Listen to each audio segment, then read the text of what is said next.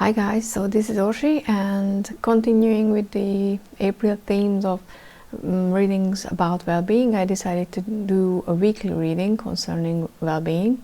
So this is going to be the weekly well-being reading. It's a general message. We're just going to use a simple spread, nothing spectacular that I came up with. It could be that other people came up with the same idea, so like I said, nothing really extraordinary, but the main point is to have something we can work on towards our well-being for the week. So it's more like a conscious effort and just getting the direction where to direct these energies.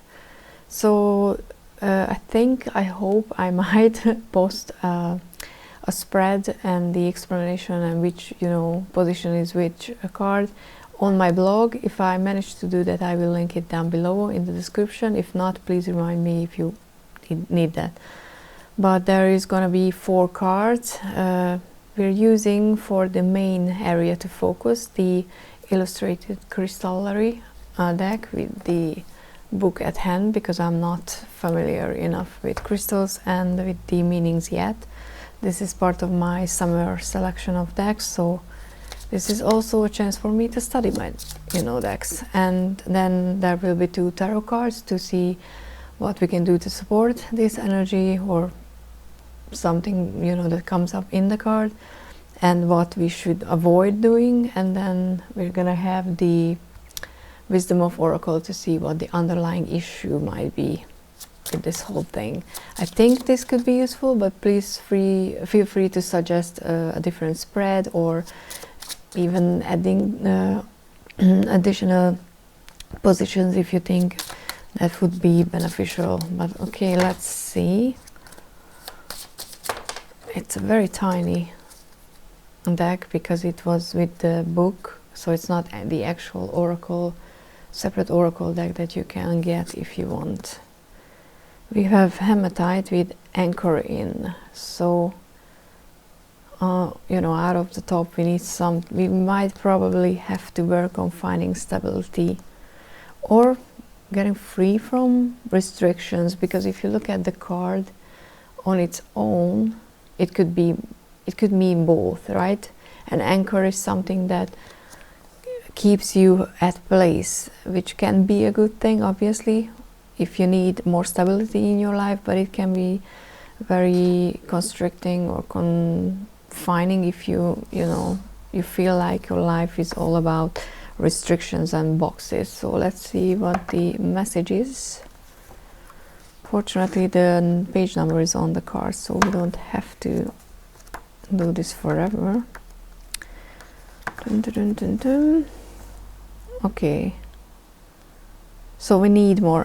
We need more grounding, we need more settling down, which could be that I think the collective is right now in a very let's do everything, and because we might be able to do something state, and then people go overboard with lifting of restriction. At least that's for sure happens in Hungary. You don't want to know, you don't want to go outside right now. But let's see what we can do to help this grounding, this anchoring in energy. Let's get 2 tarot cards. Okay, we have the King of Wands in the reverse for the what to do position, pretty much. And I'm using the light Seer tarot as well, and I really missed this deck actually, which is so interesting because I didn't think I could miss working with a deck. But as much as I was like, oh, I'm so happy that you're on my table again. So interestingly, we have the King of Wands in the reverse for the what. Is it the supporting? Yeah, it's the supporting position, which to me feels like the King of Wands, is that one energy, that king that has not just a vision, but a creative, passionate vision, but they are able to focus their energies and go after things that other people might not even think it's a thing, but it turns out to be a big thing. But because it's in the reverse, and because our main focus area is grounding, and we have a fiery king here, it's definitely interesting. Do I want to keep it up? I don't know if it makes sense reversed, because the upright meaning actually makes more sense, you know, to focus something, focus your efforts into something. Sometimes I decide in the middle of the reading that I don't work with the reversal meanings.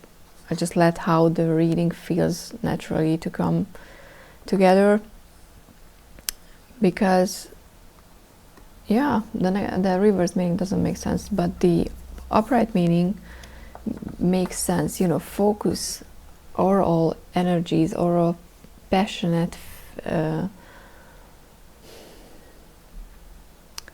how to say this, yeah, all our passion, all our intensive feelings into one place. Because part of it why we probably feel all over the place is because our emotional and our energies in any kind of way, you know, any elemental part of ourselves is just, you know, distracted and dismantled and displaced into tiny fires, and we're trying to, you know, keep everything alive, and we're, you know, running around and trying to do this and then trying to do that, because we know we have to do all of them, but we can't be grounded if our focus is not directed into one area. So what can actually help with finding that grounded place is coming up with priorities, you know, prioritize the things that your life has, and those things that need attention, and just do something, you know, just one thing at a time. You can do all of them, but you can't do all of them at once. So we have to come up with a list of priorities. And also, but interestingly, what we shouldn't do, or not interestingly, what we shouldn't do is the Four of Swords, which is usually it's about a time where you need to take a rest, because you fought the battle, you went through the hardship after the Three of Swords, and you just need time to heal. But because this is in the not, you know, in the position where if we do this, it's blocking our advancement, it definitely feels like it cautions us not to just be lazy, and, you know, not just be like, okay, I can't do all the things all at once, so I'm going to not do anything, pretty much. You know, don't go from one extreme of trying to do everything all at once to the other when you're just like, I'm not doing anything because it's too much, I need to take a break. Take a break, obviously, if you need to, because this is a reading for well-being, but also sometimes physical activity can be something that helps you with your mental health and your well-being.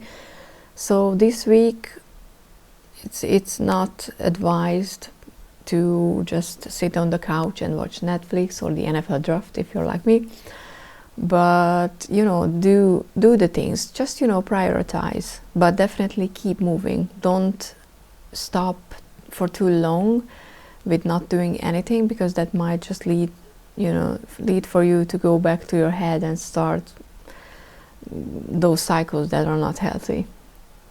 Okay, and let's see what the underlying issue is with all these. Why do we need to ground ourselves? I'm using the Wisdom of the Oracle deck, which I decided to keep since my reorganization video. If you have watched that, I was contemplating gifting this away, but I think I'm going to keep it around as a summer deck and give my friend, oh, interesting, a new deck. So we have new life. So the underlying issue why we have to ground ourselves and actually moving forward with priorities and, you know, prioritized task list is because we're building something new. And, you know, when something new is coming up from the old, most of the time you need to make room for it, and that's the main reason why everything that's happening, all the changes, all the overwhelming feelings you're going through is happening because something new is going to happen, something new is trying to emerge, and you have to make space for it. So with the prioritized task list, you can get rid of, not just in a way, you know, to clean space, but to finish cycles, to finish projects in order for this new life to come in. To be honest, I'm very happy with this spread. I think it works well, and it makes sense what it's trying to say. So please do let me know if you think the same. Was it any helpful? Do you want to, you know, watch these weekly readings? Because I can do something else, though I'm quite liking this, and you know, I usually do what I like, so but I want to do something that's useful for you guys too. So if you want more positions, though I don't think we need more, or I don't know, anything that you would like to, you know, add to the reading, please comment down below, and see you in the next one. Bye.